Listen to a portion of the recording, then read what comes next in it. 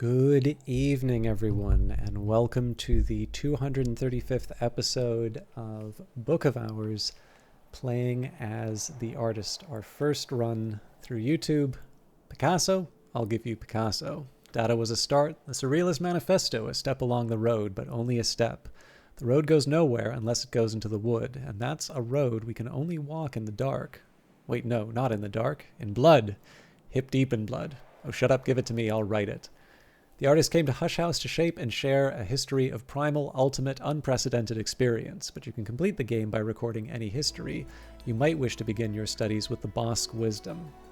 So I put a lot of thought into how we're going to work today. I will also mention that I believe, if all goes well, this episode should be going live just before Book of Hours becomes available for purchase. The House of Light expansion for Book of Hours goes for purchase, and I should be on the Steam page recording or doing a video for Weather Factory live during that. But our focus is going to be on this particular episode. And again, I've got a lot of work ahead of me in terms of making sure that everything goes according to plan. So I've written this out a couple of times to make sure that everything works for me. And now is the time to actually implement it. So one of the things that I'm working on here, I'm going to need to level up. I thought I had this written down.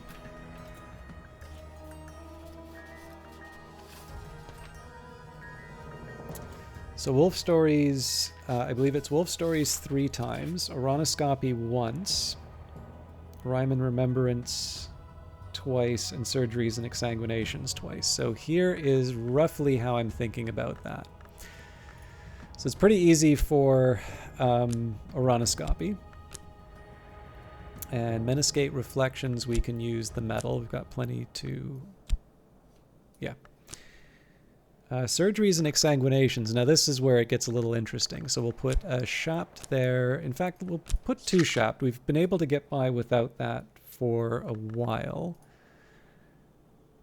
So the Rhyme and Remembrance. Now that, I think I'll try and get by with 2 Whist. And then the Wolf Stories is Moon and Scale. So I think what I'll do here, I'll sort of split it like this.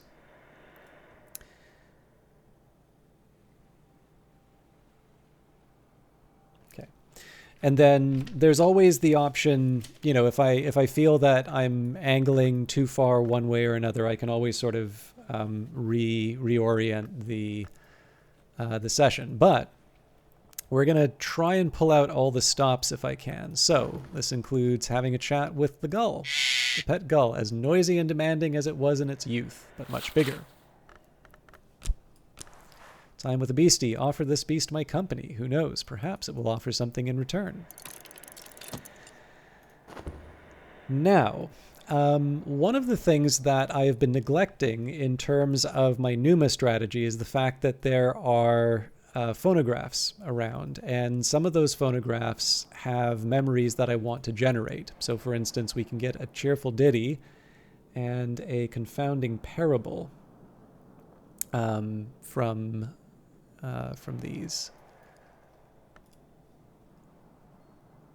as well as a beguiling melody, in fact, as well. So let's actually start by queuing up some audio. Oh, sorry, I only have one phonograph. Actually, I forgot that was it's from another time. So yeah, we'll pick up the cheerful ditty in this case, the Invisible Opera, or Opening the Sky, but let's do the Invisible Opera.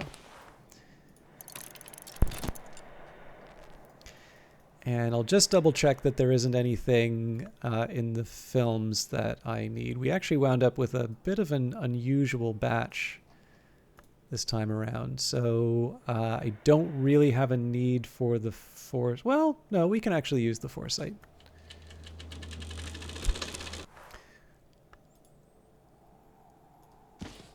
Won't use it right away, but okay.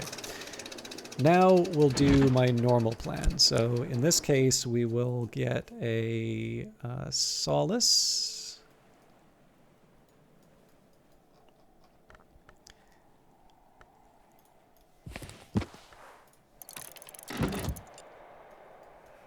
A storm. What do I have the most of here?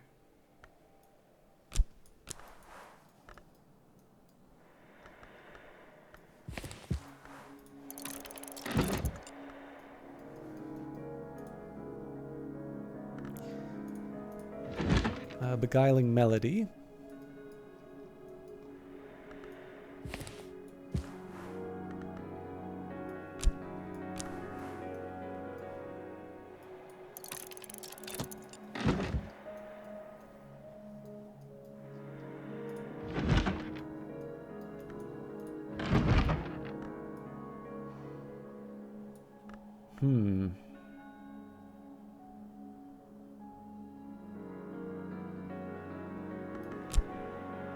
I'm already feeling a little short on a few of these things. Savage Hymn.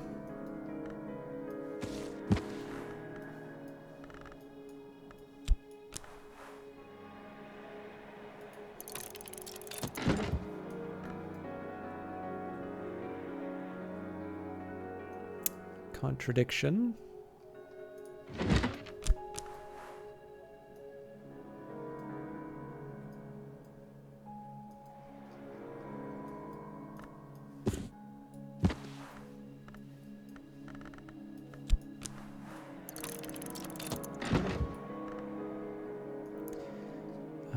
Fear and a pattern.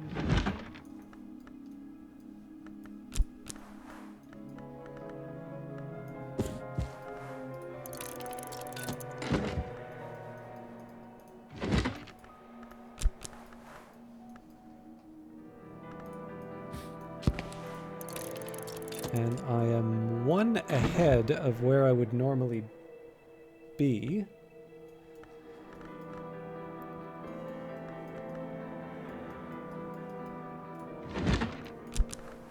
So I'm also going to get an earth sign. And hope I've timed everything out properly. All right, here we go. I've carried a memory like a flambeau safe through the mazes of night. This will complete once dawn has come.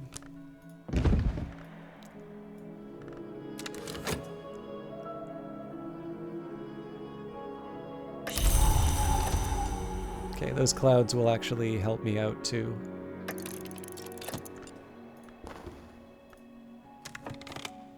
Stars move still, time runs, the clock will strike. Marlowe. And Numa visitors will be concerned with matters of shadow and substance, revelation and obscurity. My arrogance fought to overthrow necessity. I will not say my time was wasted. No blow struck against tyranny is wasted, but only when I saw. Nothing particular is afoot. Any visitors this season will likely just want a general consultation. Professor Rowena Hengirst. Interesting. For many years, under many names, Rowena has done, learnt, or eaten many things she really shouldn't have. But for many years, under many names, she served as the protectress of Hush House.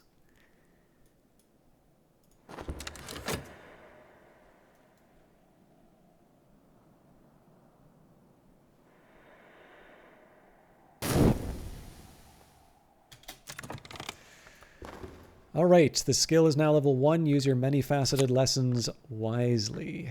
Here we go. So let's start by restoring this immediately.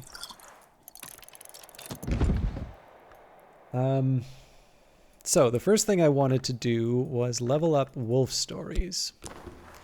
And for that I was going to use an earth sign, the stolen secret. And let me just take a look at what I had in mind before.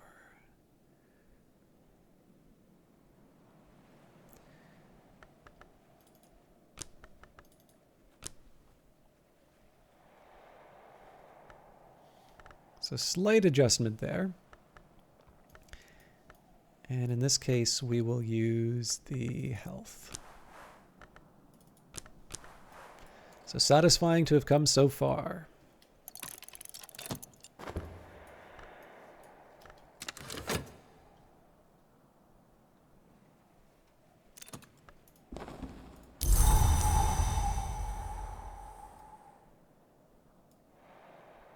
I realize the silences are not quite gonna, make everybody jump for joy, but I have to keep focused or I am gonna lose this.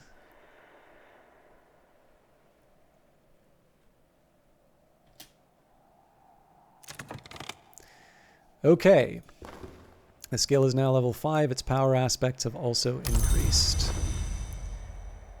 And now it suggests a meal would be welcome. So this is basically just a full rearrangement of what I have access to. So we get a wind rumor.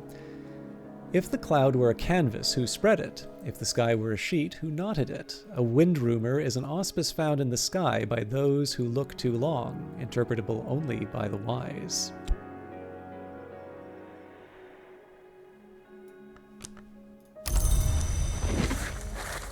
The Orchid Transfiguration's Noon, the third volume of a compilation of quasi-Rosicrucian allegories, supposedly by Robert Flood. This is in the original Latin. A long dialogue between the Mountain Mother and the Vigilant Storm describes the ways in which both mountains and storms end, and the protections they use against those ends. But we must use the knife, said the lion-throned one, the noose, the flame, the waking word against those who have passed the three-valve door, and so none may pass. That is our law and the law of the sun. Apollo and Marsyas, the libretto of a lost opera concerning the contest between Apollo and Marsyas and its tragic outcome. The librettist is identified only by their initials. In the original myth, Marsyas lost the musical contest and was flayed by Apollo, who later regretted it. In this version, Marsyas' skin has a further history. The skin of Marsyas gives oracles and is later smuggled to Phrygia, where the priestesses of Cybele use it for a drum. At the climax, the striking of the drum drives would-be violators of the priestesses to suicidal madness. The opera ends with a wistful hymn from the youngest priestess on the beauty of mountain pines. There are storms great enough to shake the moon from the sky and one's thoughts from one's skull.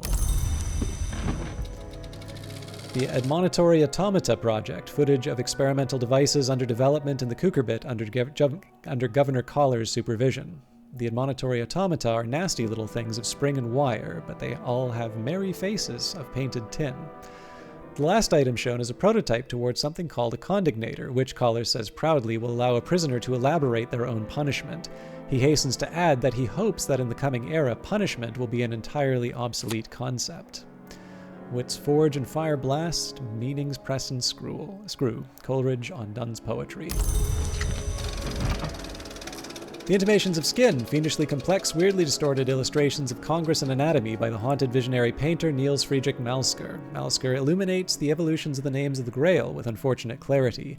It seems that a lovely who consumes an ivory becomes an ivory, a lovely who consumes a thirstly becomes a thirstly, a lovely who consumes a name of another hour might take its place.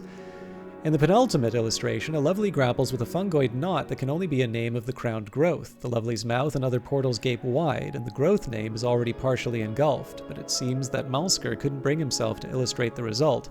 The final illustration is only a scrawled, bloated obscurity. Exorcism for Girls, simple but forceful techniques of rousing unbefitting spirits written in straightforward and colorful language. Blake seems uncertain at points whether the techniques are intended for use by or on girls. She clearly regards children as a nuisance. There's his advice on the shapeless wood things known as raw prophets is typically practical. 1, discourage them with buckets of water as close as possible to freezing, and with smoke of dried lemongrass. 2, under no circumstances kiss them or receive kisses from them. 3, an effective formula is provided for laundering clothes stained by prophet slime. Oh, that reminds me. Unhatched hymns, hymns attributed to St. Lucia the Eyeless, patron of glassworkers and name of the hour called Meniscate. The hymns venerate every sanctioned hour, celebrating them as the sun undivided, but also suggesting that each hour may become the next, madrigad to watchman, watchman to wolf, and so on.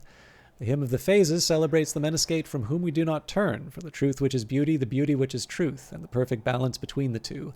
The hymn of the reflections more puzzlingly celebrates the meniscate as the sister of Janus, mother of shadow, whose visage wondrous in emptiness can reveal all truths. The Radical Measure, gloss. In the original Radical Measures was a manifesto for experimental poetry with occult properties, written in the 19th century by Dr. Aaron Peel. The original is notoriously incoherent. Much later, Christopher Olopoli took on the task of editing and glossing it. He has taken some liberties, but the updated version is generally well regarded. The hours have little time for poetry, Dr. Peel avers, but they have a tremendous amount of time for poets. Olopoli has added a note suggesting that this should in fact be the most tremendous time with poets. As the rose opens, Dr. Peel explains, enduring memory opens to the horizon. This is a way of saying something that cannot otherwise be said, and is best only written with one's eyes firmly closed. Olopoli's gloss reads, Horizon Sight Synthesis Method, reverse procedure with knock to elaborate Gervinite in the chronsochord mode. Wrapped in the King. Detailed accounts of secret bacchanals and ecstatic dances observed in necropolises and graveyards in southern Europe, in Egypt, and in Anatolia. The author is a self-confessed ghoul, an eater of buried flesh. He claims to have witnessed the dances while at his feasting. The dances draw from the traditions of the mysteries of the cults of Isis and of Sybil, but include both symbolic and literal flayings, and the human heart is always central in the rites. The author punctuates his accounts with queasily sensuous descriptions of his own interrupted feasts. At these greater feasts, a black pig is always crowned king before its slaying. On this occasion, its heart was weighed in the balance against a knot of feathers, and its skin became a cape for the officiant. Its flesh was left for the crows, but I must confess my interest was not in its carcass, but in the perfumed flesh of the milliner laid fresh in the earth. In the tracks of beasts and the convulsions of his own carapace, in egg vein and shell shadow, the many-eyed one found the signs which can be history. An earth sign is an auspice traced on the cloaked shape of the earth, perceptible to the sensitive, interpreted only by the wise. The Invisible Opera, unfinished recording. The recording of a 1911 attempt at the performance of Wings Within Wings, the so-called Invisible Opera. The singers complete the Skewbald aria, Beneath Our Skin, and A Rose and Maya without incident, but the Invisible Opera is dedicated to Pharisref the Magpie, who delights in unexpected interruptions. The recording ends with a clamor of horrified voices, a grating metallic streak, and a soft brass buzzing that fades into burring silence. And observations on the Peacock Door. Nangala of Lagash discusses the Peacock Door, the highest door available to mortals in the Mansis, a rent, an imperfection, and abrasion. Notably, the book is written in Vac, which, by some accounts, is another aspect of the Peacock Door itself. Nangala addresses this by apologizing courteously to the door and the language at the end of every section. The Peacock Door did not exist, Nangala says, in the days when the gods from stone entered the Mansis. They used the fanged key to open the Savage Door, a door not usually available to mortals. Speech, as the initiates of Kion would have it, is a wound.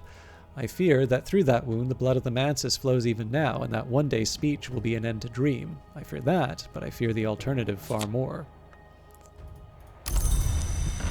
Alright, so let's impose some order on my Elements of the Soul section here.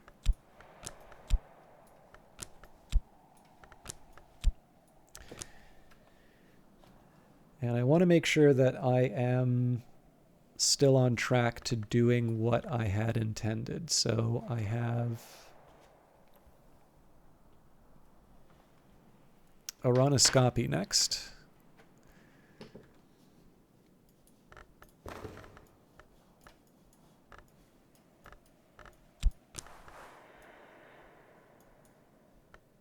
And so I'm going to use a Wind Rumor. Solace, Storm, Beguiling Melody,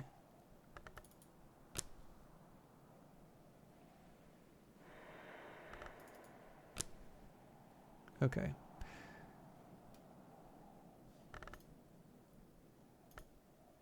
So I'm going to adjust this because I don't think I have any use for the Ascendant Harmony except for this improvement. So sorry, I'm just going to take a second here because I want to make sure that I am Okay, so in phase 2, I was already going to get another Savage Hymn. So we'll put that back in the queue. We'll use the Ascendant Harmony instead. And we'll employ this Faust. When I thought I'd understood, I'd only begun. Improve the skill to level 7. I'm just going to take a second here too. So Aronoscopy needs to be level 7, which it is. So I'm going to cross this off.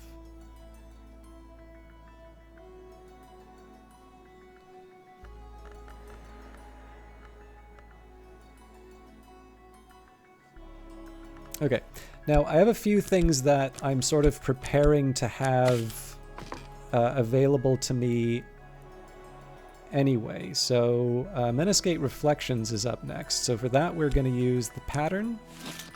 I was going to use the Old Wound. And Invincible Audacity. And I was going to use the Contradiction, but it would seem to me that the answer here is to use the Foresight.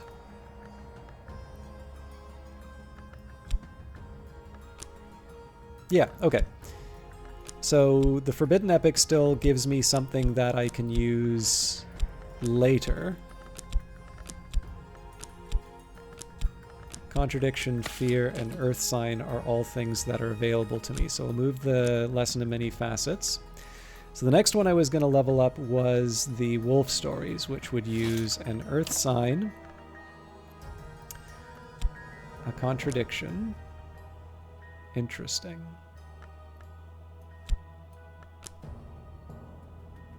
Fear. A Savage Hymn. We're really far ahead where I wanted to be. Okay, and then the Intuition is missing.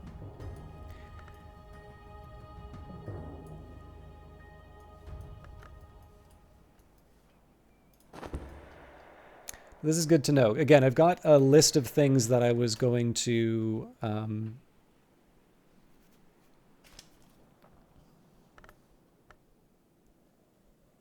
put in the phases.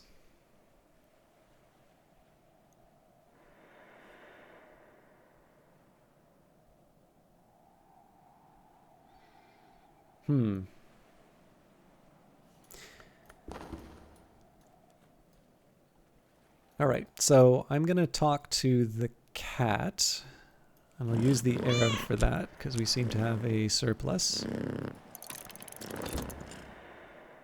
Now, I had written down here that I was going to take an Earth Sign, Contradiction, Fear, Savage Hymn, Intuition. All of this is fine. Yeah, right, because I'm actually already working. Yes, I get it now. Okay, so the Earth Sign is already going to be used.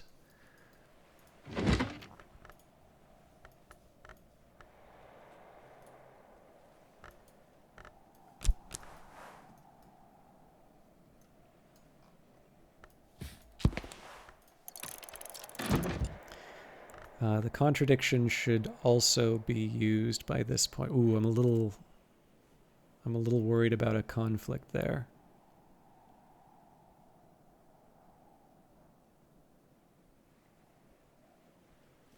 Well, look, I've got a backup if it comes down to it.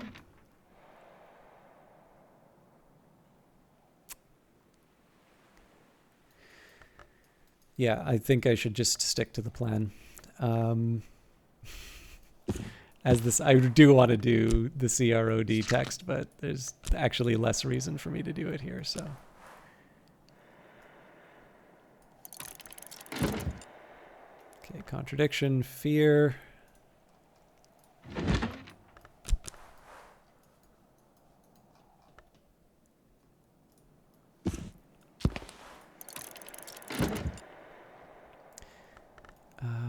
The Savage Hymn should be dead. Oh man, I am potentially setting myself up for some real disappointments here.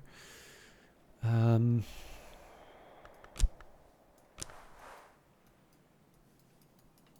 really only have one source for Savage Hymns right now.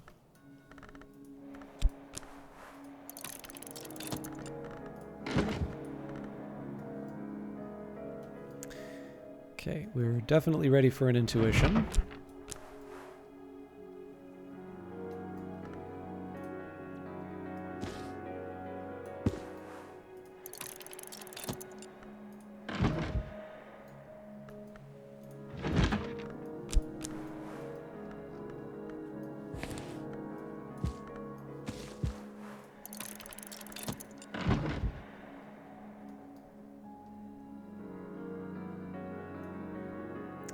A storm pattern and a cheerful ditty, but I know I can get the cheerful ditty from a phonograph, so...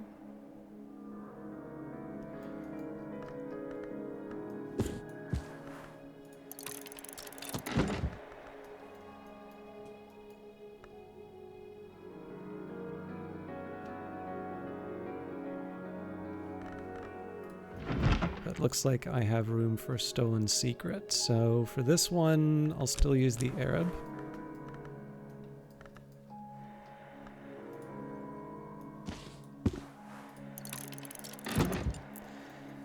And then for the phonograph, what are my options here? Not a lot, but I can use a FET.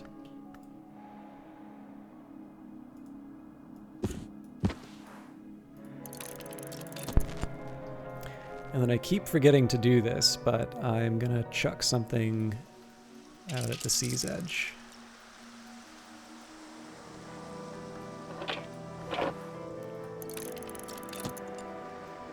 Okay, that's good to know it takes 10 seconds too. This is a pretty tight window in which I'm gonna get all this stuff done, but I think the way that this is working, I actually have a few more memories than I was expecting, so... Whatever it was, now it isn't. And I do apologize. I realize that I'm kind of at the normal runtime for an episode, but this is the finale, so we may go a bit longer, but I am hoping it will be worth it. At the very least, it is something I put a lot of effort into. Alright, the skill is now level 7. Its power aspects have also increased. So let's take a minute here for consideration.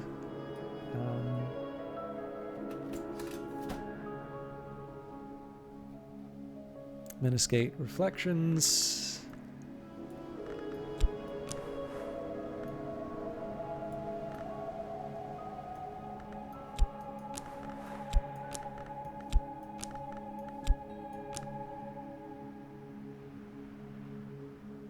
I should have made the old wound again.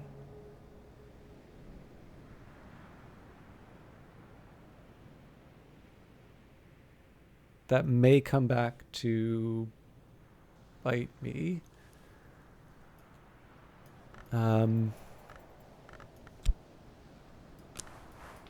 It's so satisfying to have come so far. So I'm usually uncomfortable to have everything out of sync like this, but I think the sooner the better as far as the... we can technically use any element of the soul here. Explore an old wound to awaken the violent resonances within.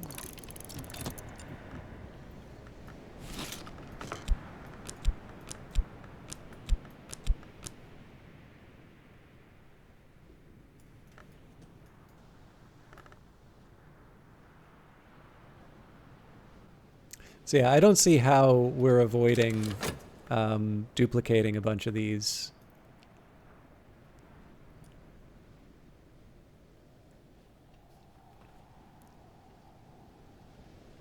I'll be honest, I actually think this was poorly considered on my part because we just wasted a bunch of elements of the soul, but we will assess the damage and move on.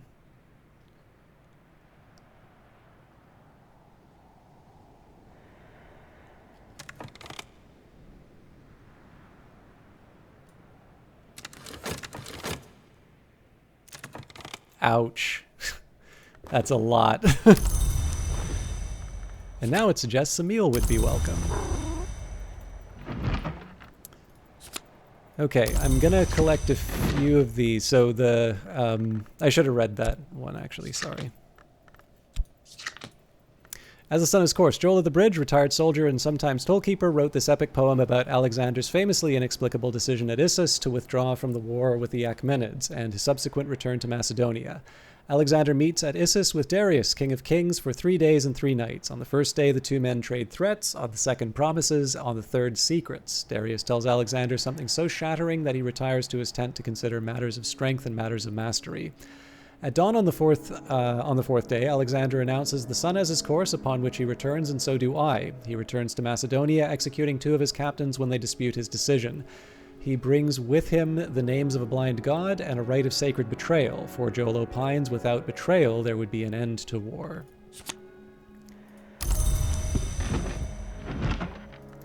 The Book of True Blood, Cassius the Tomman, reveals the deeds of the Unnumbered Legion, the secret army that protected Rome against the Shadowless Empire. The Legion's legate answered directly to the hour called the Tribune of Scars and was promised immortality if he died in battle.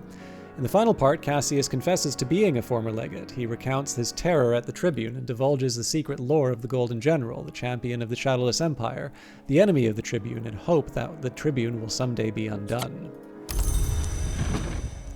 Deserved a little quiet time. What does not bark? Alexander Probst writes warily of Calyptra, a law, principle, or society which prevents the dissemination of dangerous knowledge. Calyptra, like the planet that occludes the star or the Doylean dog that fails to bark, can be identified only by its absence. Even the name, I think, must be a mask. Calyptra is said to make exceptions specifically for libraries of the Watchman's Tree. Does it make those exceptions so the Hours can make use of them? We've read this one recently. On Imperfections, Pomander, Lightsmith, and Lantern Long describes the process of a transinhabitation, which he calls a manifestation of imperfection. Lantern Long lack bodies, and so cannot normally leave the Mansus, but they can steady glint in the physical world by establishing a road of glass. Pomander notes with disgust that the order of Long called the Obliviates refer to it as scrining, which he considers a debased term. Pomander explains the benefits of transinhabitation, that a Lantern Long can affect the senses and thoughts of those nearby, and that they can even enter their spirits, and that they can employ the senses of those inhabited to experience again the scent of blossom and season. This seems to be what interests him the most. He insists that a Lantern Long should only ever inhabit a mirror of silver, not silvered glass, but he declines to explain why. On Matthias and Amethyst Imago Lost, an account of an occult romance, a certain Para, son of Aaron, claims to have written this in a single night as part of his initiation into the Damascene branch of the House of Leith, that order of immortals who rejected their past and future. The laws of the house forbade Matthias to love. The customs of the wood forbade the Imago to remain, so he conjured her a final time. When she had uncovered the shears of Alcapura, and she suffered him to cut the wings from her back so that she might remain, and he suffered her to cut the parts which hold man's seed to keep them from the detestable act. This was love in all of its blood and joy. We have cast Matthias from the house. In the Cradle of the Roots, Matthias and the Imago left their names, and though their names were lost, they found their name-day riddles. This we recall in Solution and Separation, so that in the presence of the moth our memories may become our futures. Do this wisely, in memory of the name and the long, who gave up their past that they might be together forgotten. Opening the Sky, an unusual recording of Varro's Opening the Sky, composed for the coronation of the new king Henry IX. The record bears the suppression stamp, expunge. The first movement is soft, autumnal. The second is unsettling, febrile. The third is bright, soaring, rapturous. The fourth movement is glassy, slithering, tintinnabulous icicle rattle. The fifth returns to the theme of the third, bright and rapturous once again, but this is a choral movement. It becomes apparent, though, that these are much, much too pure and high to be human voices. They recall birdsong. They recall the sweep of the windswept sky, blue turning black at the edge of the higher heaven. They wrench the heart in a direction the bureau does not permit. And From History to Eternity, a contraband manual for the inks of revelation. The author explains in a brief foreword that she is a high-ranking officer of an agency of the duties, and that though she supports its mission, she has concerns about the long-term consequences of its work. All histories are braided into a golden loop, a shining ascent to eternity. I had never imagined I could be afraid that there might be too few truths. I could be wrong, but I'd like to leave at least one door ajar. Ichor Auroral can be brewed into an incastum terminale associated with the second history, using inks of revelation techniques with rose aspect. The author warns that this is exceptionally difficult, since these techniques aren't aligned with rose, but that's why I'm hoping the door will stay ajar, even once all the others are closed. I wish you luck. Okay, so let's get the leveling up work done first, because I kind of need to assess the damage from my eagerness. So it looks like Wolf Stories was next. And that was going to use the Earth Sign, the Contradiction, the Fear, the Savage Hymn, and the Intuition.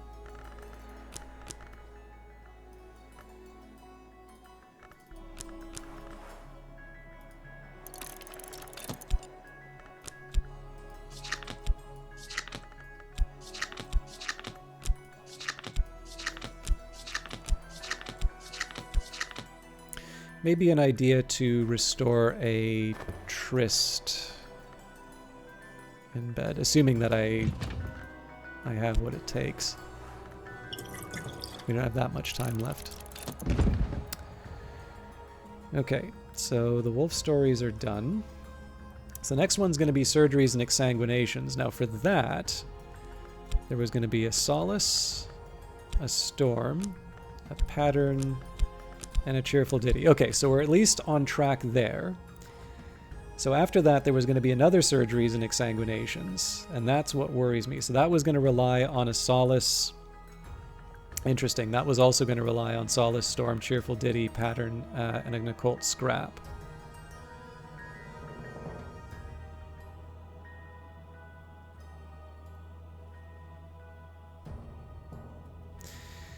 So I'm probably going to shift this around a little bit.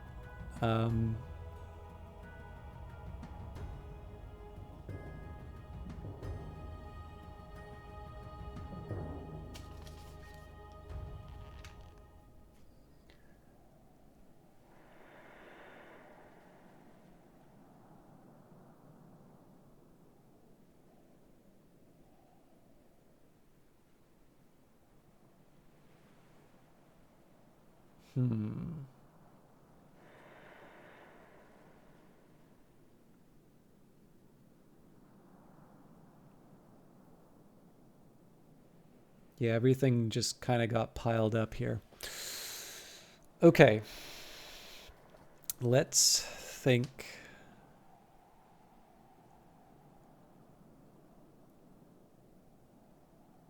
Okay, well, you know what? I actually have a couple of things that I can do right away without giving up too much. So we'll still use an Arab. This time I'm going to get the Bittersweet Certainty. You know what? Black Book of Epiphany for this one. Hindsight's up next.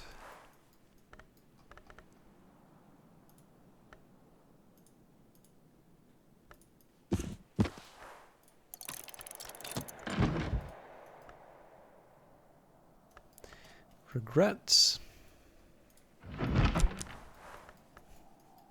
An emotion I am very familiar with based on my actions in game. Get out of there.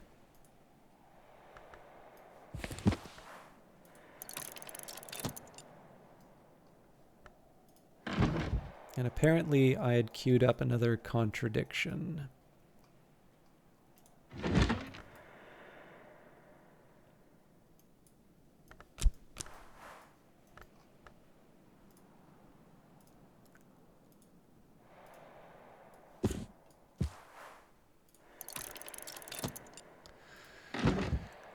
Okay, so this does pose a few problems for me.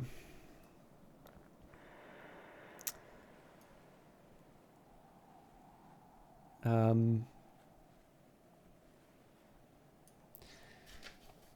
I'm going to take a slightly different. I'm going to take a slightly different approach here, and I'm going to consider specifically what my next few moves are going to be. So, I'm going to use the Solace Storm, Pattern, and Cheerful Ditty, but I'm going to do that in such a way that I.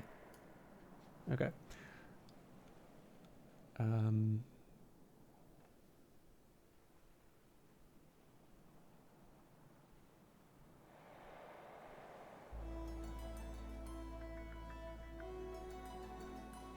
Yeah, you know what? The unfortunate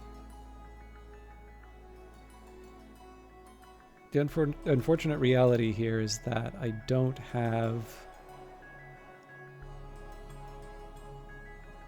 a lot. Oh, nope, there is actually one thing I can do here. Let me just double check. Okay, so we've got glimmering, hindsight, regret,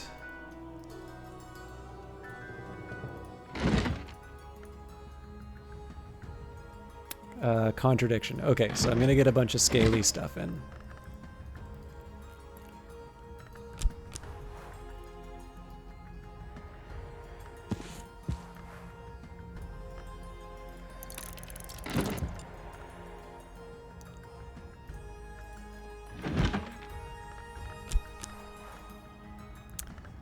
So this would be a call for fear.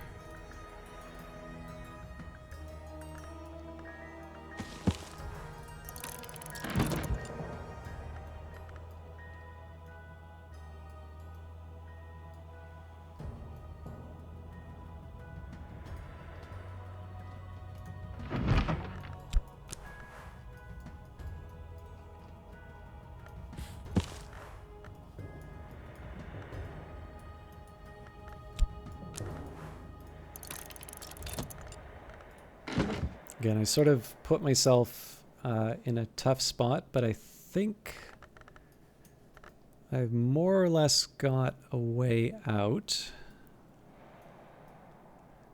I'm just trying to think if there was another... I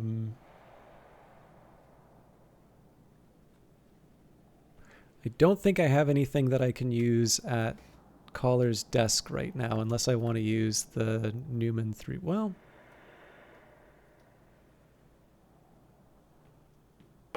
not... I don't have... Or do I? Cool.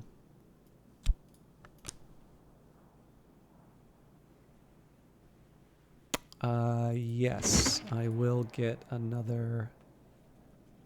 I think I'll actually get the same one. It's a little bit of a shame. It'd be nice to read some variety, but... I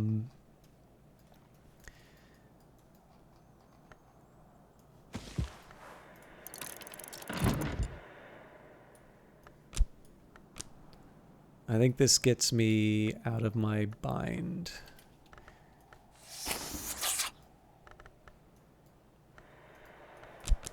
This is more just a flourish. Or is it? Satisfy this creature's appetite.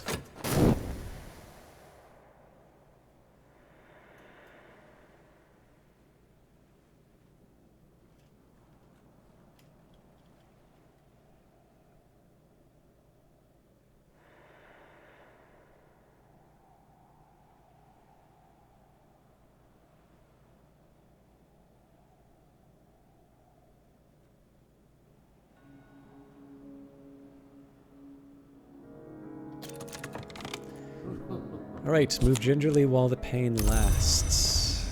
This skill is now level 6. Its power aspects have also increased. Oh no. I just wasted a whole bunch of effort on something that's already at the level it needs to be. Alright, I've definitely let this run get away from me.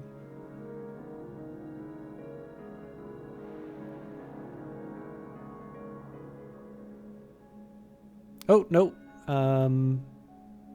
I actually need these at level 7. Okay, cool.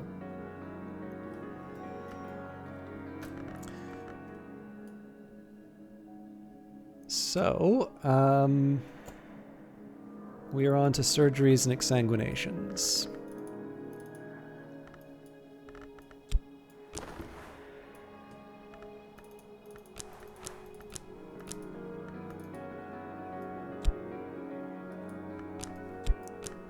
Wow. Okay. I really messed this up.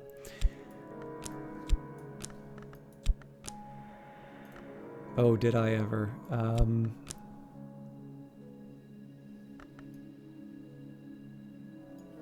Okay, this'll do.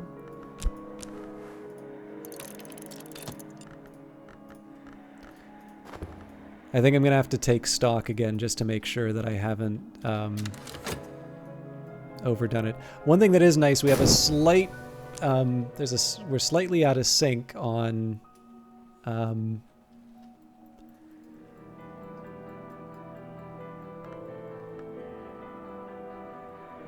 the talk and the reading and such. Although I don't think that out of sync works in my favor now that I think of it.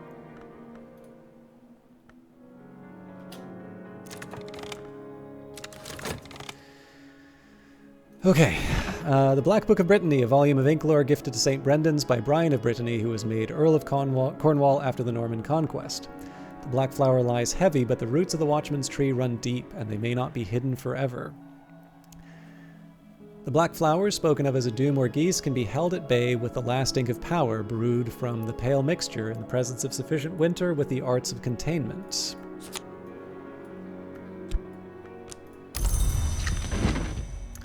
Ettery After, an anonymous erotic novel occasionally claimed to have been written by Ava de Wolfe, although at least 2 duels were fought in her honor to avenge this slander. The novel graphically details Madame Ettery's various imprisonments, ravishments, and escapes in the debauched Commonwealth of Tinctures and its neighbor, the Pious Atrament.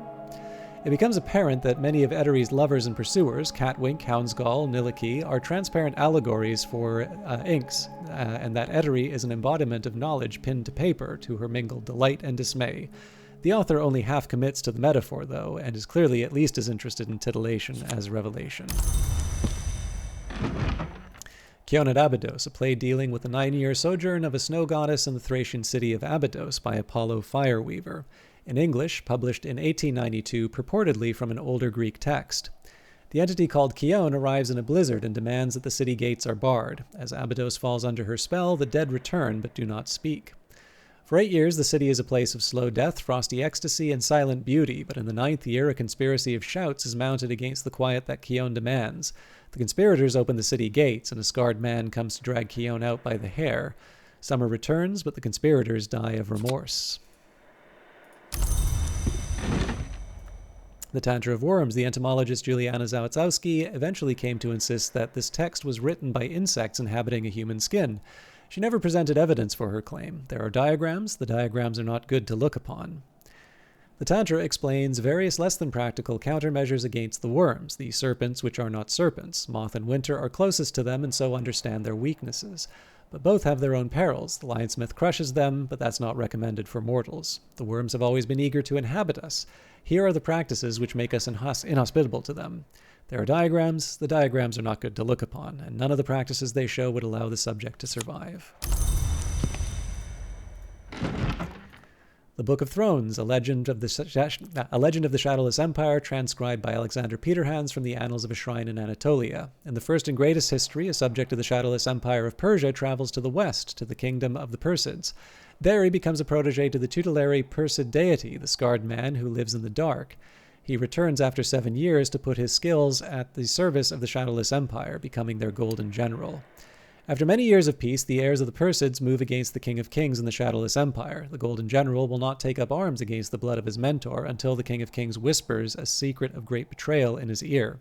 He breaks his sword, forswears his oath to both the Empire and the scarred man, and enters the temple behind the world, leaving his life behind.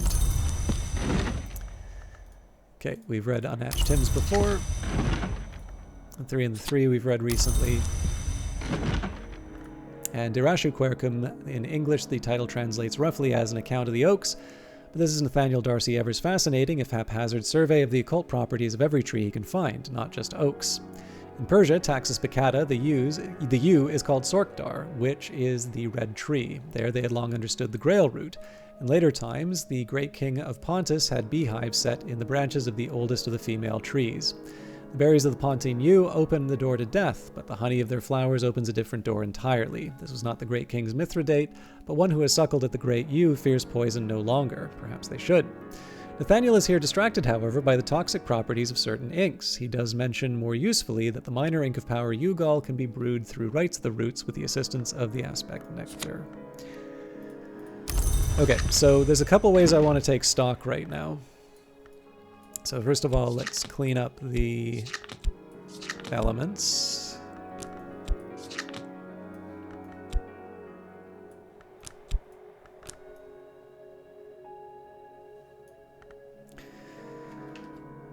So for my overall plan,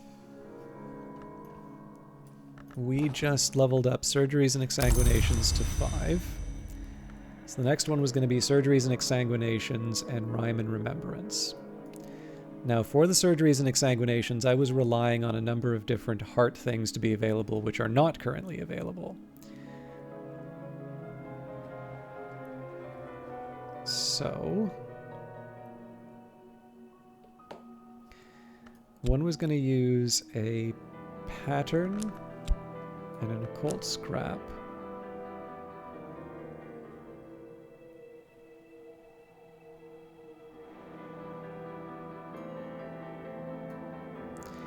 Now, rhyme and remembrance was going to use the bittersweet certainty,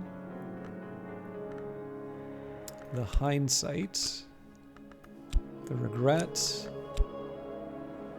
and the hive's lament.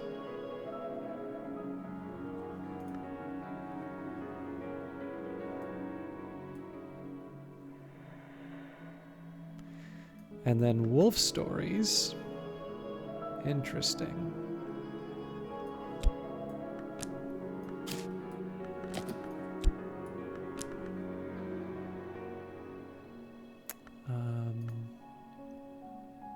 Ooh.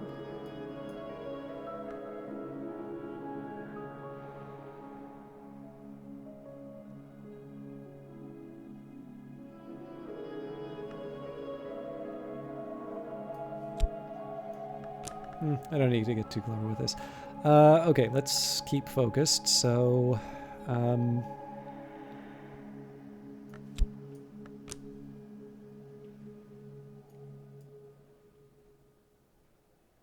okay, so I'm curious if I can get up to 5 between the knocks. So 3, 4, 5, and we're back on track.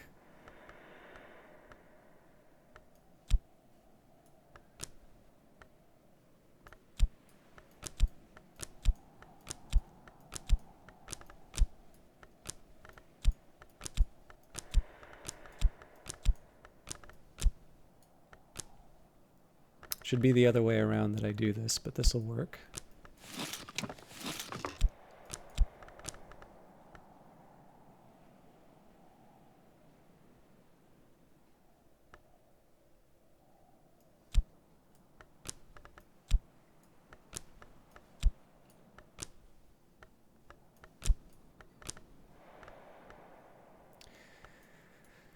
Okay, and then rhyme and remembrance for 5.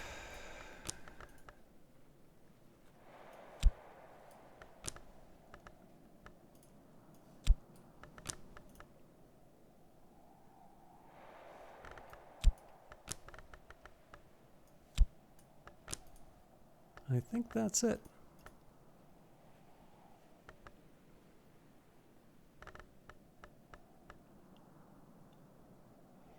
I mean, there's other stuff that I can do.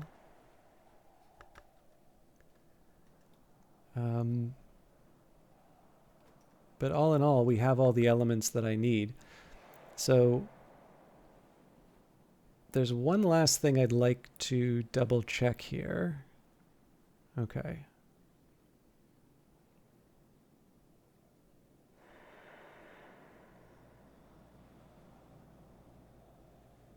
Yeah, all of these are going to wind up with some sort of disappointment. A full belly makes a helpful friend. So, having carried this tame viper and having student of warm fireplace stones, warm mice, and warm milk.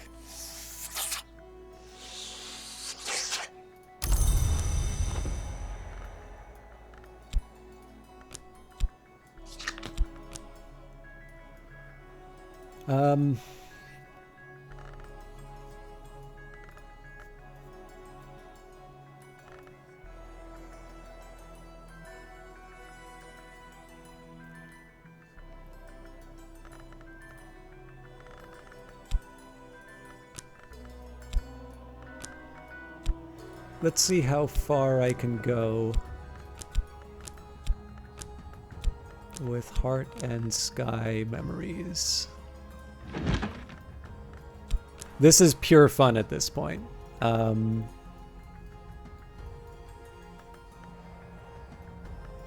Actually, there is one thing that I can do here. If we take the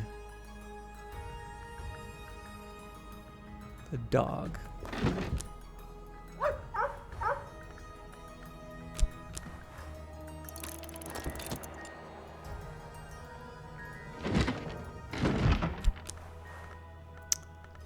Okay.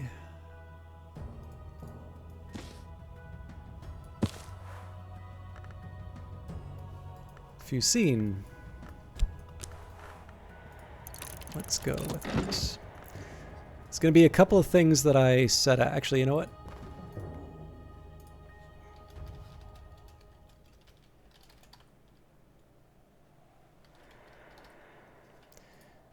Just to avoid any trouble here. There's a couple things that could go...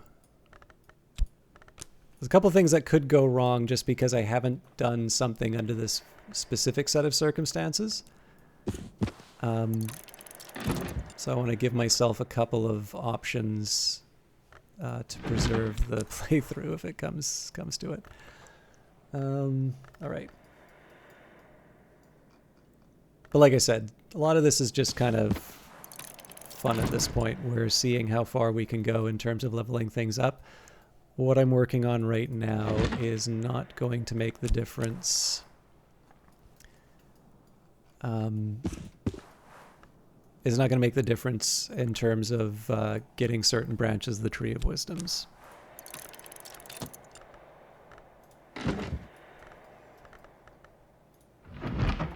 Okay. I'm trying to remember any other heart stuff. Oh, I keep forgetting satisfaction gives heart.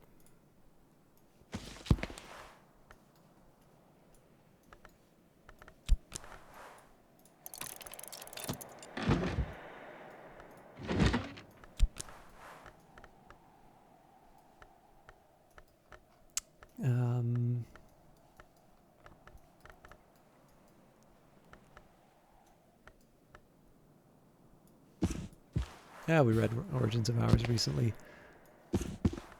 Moon's Egg.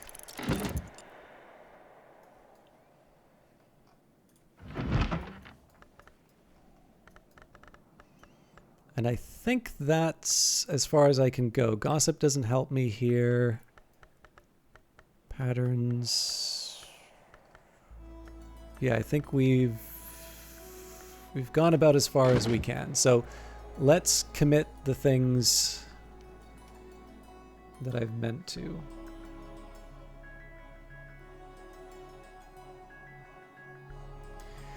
Okay, so I think this one was surgeries and exsanguinations.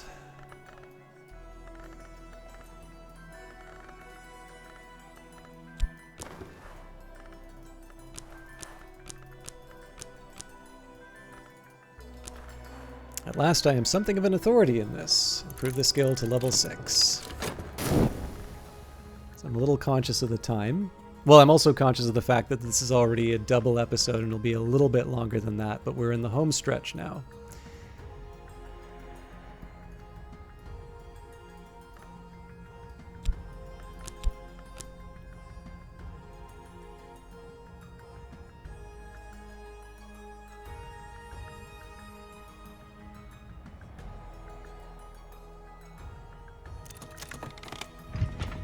Deserved a little quiet time. Okay, the skill is now level 6. Its power aspects have also increased. Let's... What do I do here? So this should be Rhyme and Remembrance.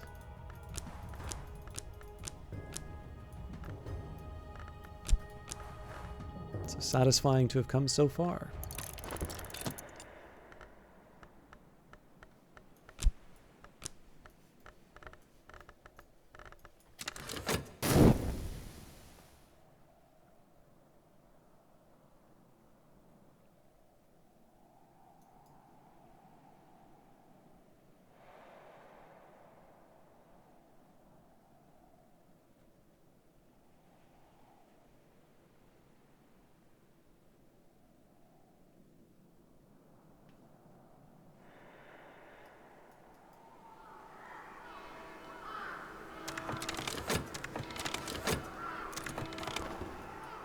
Skill is now level 5. Its power aspects have also increased.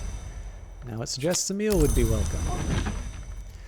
Those who do not sleep, the mystic Broadnax discusses the origins of the Sister and Witch and of the Thunderskin. The Sister and Witch were born in 2 wombs, one poor, one rich, across the sea. The Sister was the stronger in the aspect of heart, and so their survival was assured. The Witch was stronger in the aspect of Grail, and so they were not satisfied. When the Sister and Witch came west, the Red Grail permitted their ascension, but then grew jealous of their power. It lured a great musician into the ranks of its names and caused him to be reborn from blood as a heart hour, so that the Grail might maintain dominion there also, but its victory is not assured. The instruments of the heart. Sister Isabel, then precentress of the Abbey Church of St. Brendan's, engages in dialogues with a heart long of a kind called Duendrazon that has taken partial possession of her body. The Duendrazon, like all its kind, usually dwells in the mansis, but can enter the physical world by manifesting as music and take possession of a willing or semi-willing mortal who hears and loves that music, like Isabella. Isabella records her dreams of the High Mansis, where she is accorded the Duendrazon status and titles.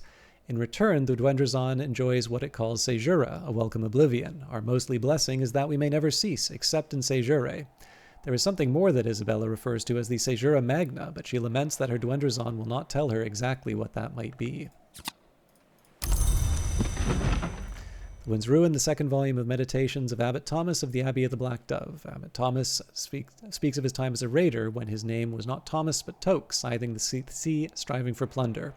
Abbot Thomas clearly regrets his storm years, and much of the book is taken up with his thoughts on penitence, but there are hints that he misses those years and the companionship of his sword brother, ship brother, Trigev. The Moon's Egg, the 3rd and last volume of the Meditations of Abbot Thomas of the Abbey of the Black Dove. Abbot Thomas speaks of the coming death he hears and the sound of the waves, but rejoices that his blood will water the egg of the moon, by which he seems to mean the future. The last chapter was dictated, not written, by Abbot Thomas. When Thomas's old sword brother Trigev returned to raid the abbey, Thomas had broken his monastic oaths and taken up arms to defend the abbey. The two had both been mortally wounded. Thomas's last words are, "The wheel turns, the moon sleeps."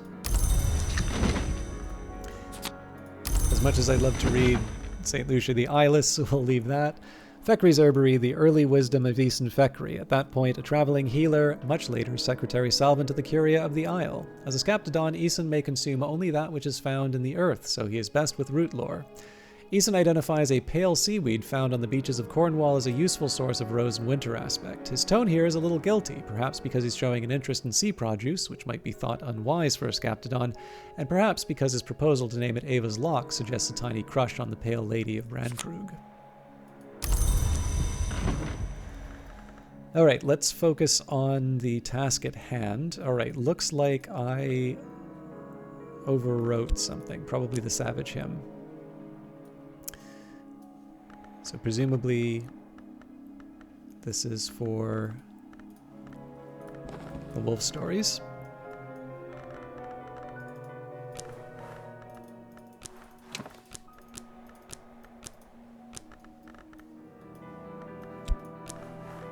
When I thought I'd understood, I'd only begun.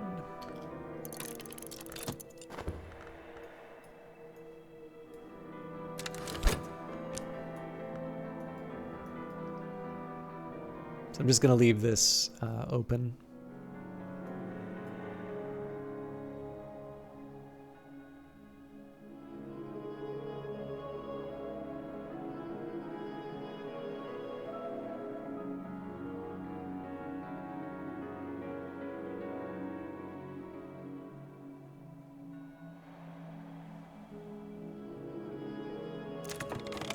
Okay, so this is going to be a point where I do another save.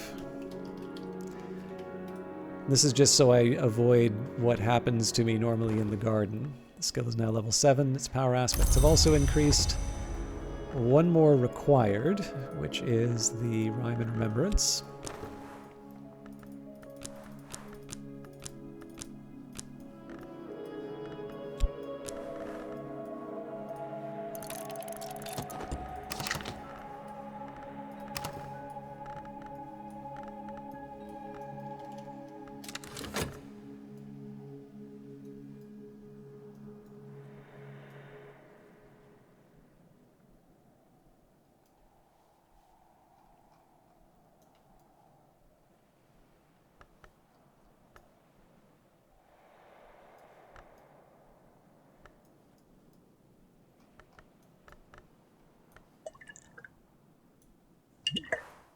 Night has fallen, dawn will come soon.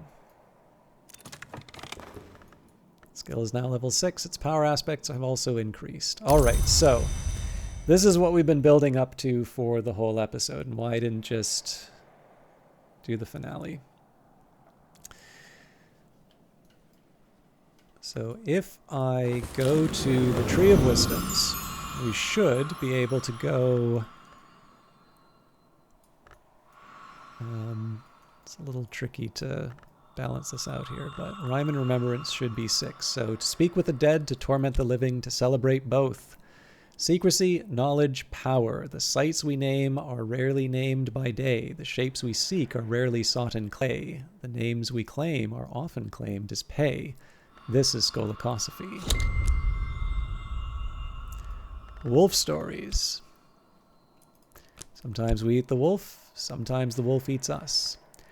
The received version of the Book of Suns tells us that the wolf divided was born from the sun and splendor's division. We know from this that the sun can be reborn only if the wolf joins the sun's other selves.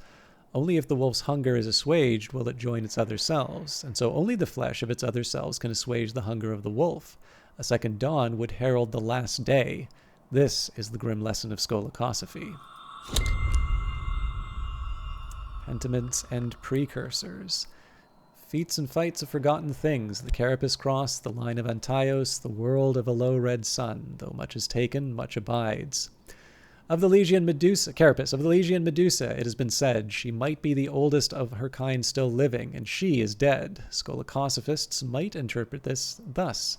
She is the oldest of the Segla's kind, which is to say, of a Carapace lineage famed for the breadth of their wisdom and the complexity of their teeth. And finally, the Edicts Liminal. Precepts of limitation and division established by the enigmatic conclave of hours, sometimes called the Chancel. Skolacite, there is a prophecy of a glorious city that mortals could raise, but the hours of the Chancel have decreed that it will not exist.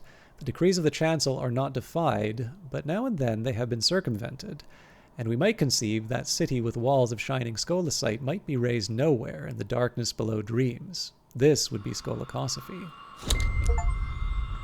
I mastered the wisdom of things that should not be studied.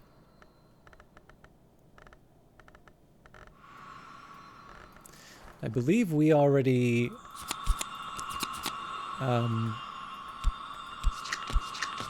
completed Nyctodromy. We did.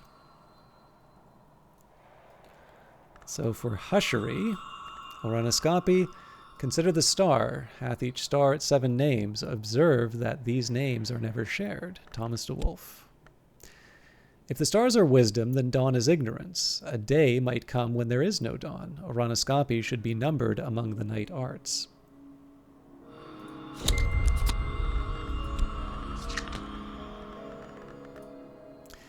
Great signs and great scars. Some glyphs are too obscure to reside in any language, but too potent to remain unwritten. Back is a great scar, Calyptra's first mistake. If she could only be healed of her pain, Calyptra might reign inviolate, and the perilous knowledge it protects might truly be safe. The nature of her healing is a hushery matter. Quenchings and quellings, arts which quench fires and bring solace to the troubled mind. A true adept is never troubled by fire, nor by fever, nor by restless spirit. Ambrose Westcott. Unwise words are dangerous. Mourn them, remember them, speak them not. This is hushery.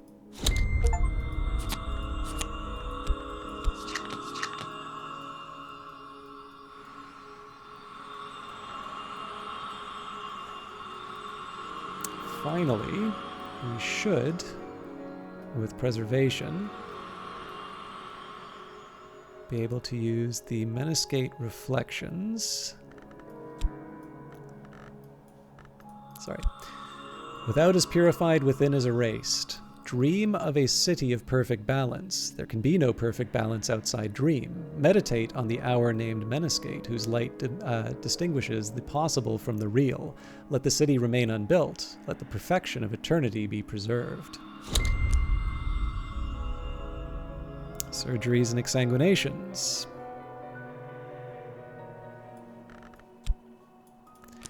Surgery entails the flow of blood, and the flow of blood entails purification, but the door always opens the other way.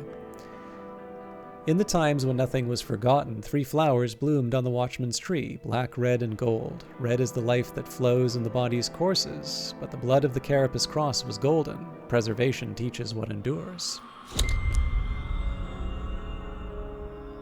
Hill and Hollow. The ways of the hill children and the gods from stone, old paths, old secrets, the songs that still echo beneath the earth. How they endured. In the beginning, the Carapace cross served the first hours, the gods born from stone. When the gods from stone were defeated, where could the cross go? Into the hills, into the bounds, and into us. This is how humankind came to be, and in our most secret hollows the cross endures. This is a matter of preservation. Edicts inviolable. The precepts and occlusions and dissolution and their jealous enforcement is the nature of Calyptra. Night. The velvet is not the oldest hour, but she is the oldest hour of Calyptra. The black flower on the watchman's tree is the preservation of secrets, and without it the tree would fall. This is a matter of preservation. And finally, resurgences and emergences.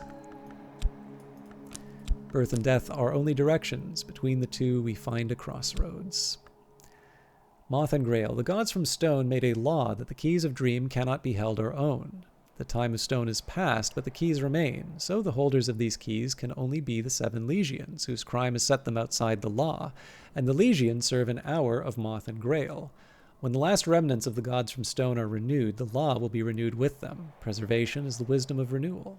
I mastered the wisdom of healing and restoration. So one short of the goal that I had to do all the branches, but I didn't see any value in extending the playthrough further for another season to finish Birdsong. So that gives us another goal for a future playthrough. But we now go to Earl Brian's Field. Brian is another one of those leitmotif names that recur all through Brankrug's long histories. This one was Brian of Brittany, who was named Earl of Cornwall by King William after the conquest. In 1068, the sons of the deposed King Harold mount raids on Cornwall, and Brian funds the construction of a fortified gate and the Watchman's Tower, initially in wood to protect the abbey. In return, the abbey gives shelter to a yew tree he's brought from Brittany that flowers in diverse colors. This is that tree, hollow now and rotting slowly from within, taking its time to die gracefully. It is not flowered in living memory, and the colors of its flowers cannot now be told, but Brian's brothers were called Alan the Red and Alan the Black. And we will put our journal, remembering we decided red the first flower. Well, we'll read it. The Watchman's Tree is the covenant that forbids knowledge to mortals, but permits it in the covenant houses of the tree, like Brankrug Isle. The red flower of Calyptra, the fire fueled by truth, was its first defense. Fire consumes knowledge, but fire also gives light. The tree is rooted in paradox. The red grail gives life. The grail takes life. The grail is not sated. The grail, who disdains contradiction, is the oldest hour that persists. Any that seem older are subsumed eventually in the grail's tides. Speech the sword. Language is a weapon. With language we breach the mansis. Without language we could not have fought wars. Without language we would still be apes, beetles, stone. And we arose from the filth of the wood. Our ancestors were born naked in the roots of the wood. All we ever were has risen from that darkness. With our hands and our mouths we shaped language from mud. With our mouths and our hands we will shape our future.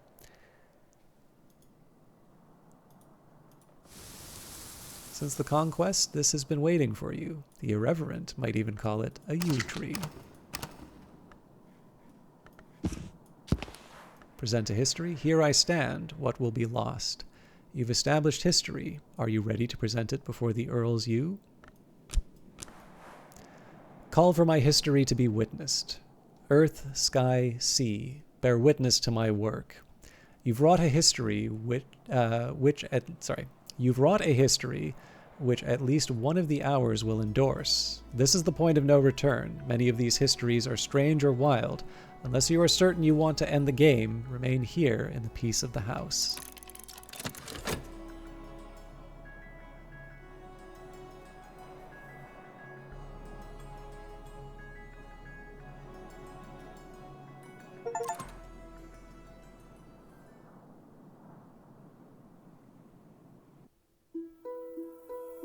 Artist victory, all the colors and more. New hours, it's a risk, it's almost a cheat, but it'll be all the colors and more. The new king's foundries and glassworks roar with light. I begged to visit. I wasn't disappointed. I can see the colors of eternity in those fires. Those colors will kindle 100 windows. Dawn will come. All I have to do is make absolutely certain that my part in it is known. You've proved yourself as a librarian, convinced the hours to accept a history, changed the world, won the game. This is the memory that does not die. Please accept our congratulations.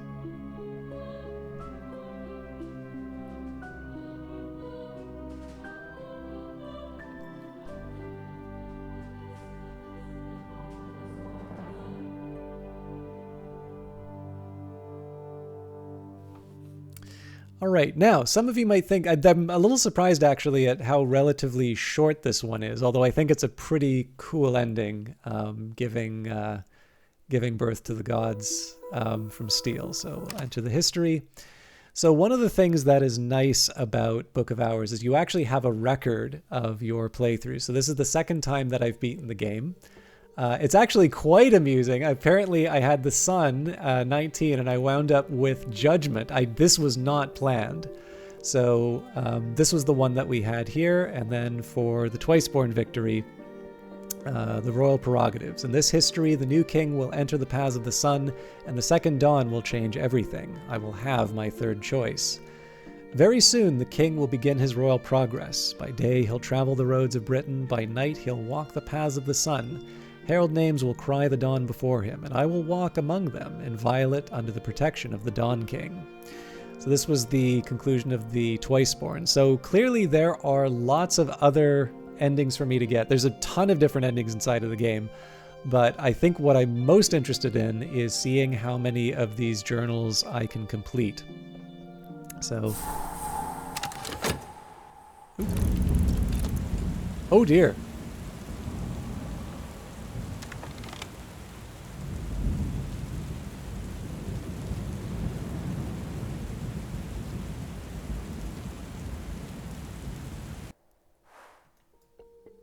I may not continue that one, but just to give you an idea of what I have been working with. So this is what my save folder looks like. Lots of YouTube, lots of Twitch. And one of the rules that I've had for myself over the course of playing Book of Hours is that every time I start a new character, it will be finished at some point. Now, this doesn't mean that I will finish it right away. There are a couple here. So the GOG one, the Steam one, those are some saves that I really need to get back to. But the commitment has been that as long as I have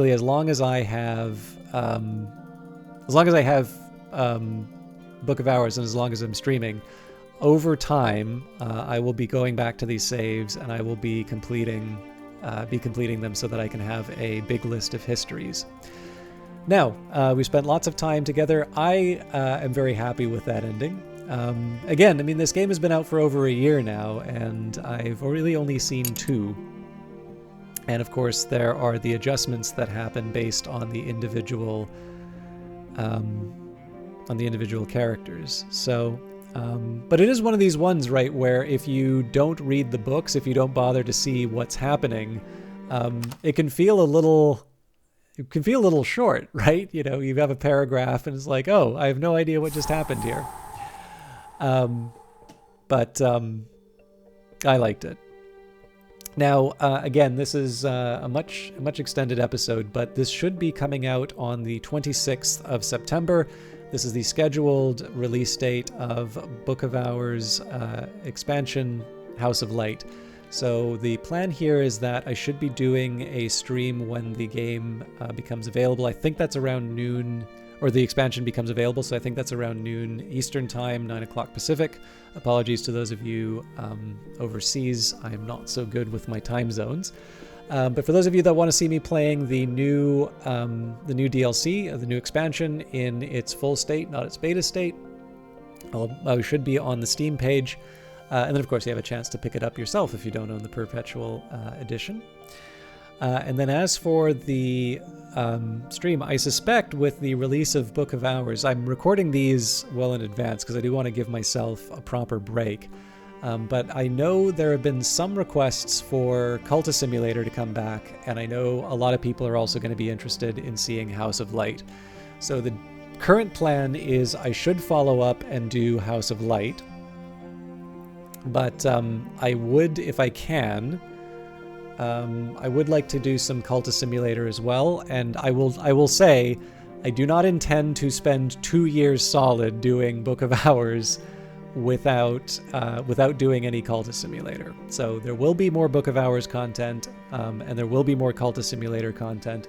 If you can give me a couple of weeks to just sort out exactly what my obligations are, because I have some travel coming up. I have a lot of stuff to do in terms of work.